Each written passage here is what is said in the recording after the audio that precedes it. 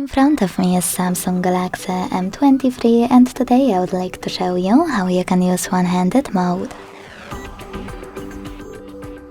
Begin by launching settings and scrolling down to access advanced features.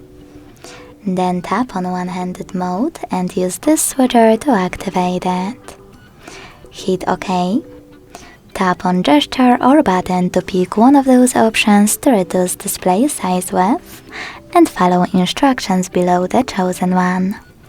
In my case, double tap the home button. To move it around, hold this line at the top and drag it. To change the side of it, click on this icon on the left or on the right. To scale it, hold one of its corners and drag it as well.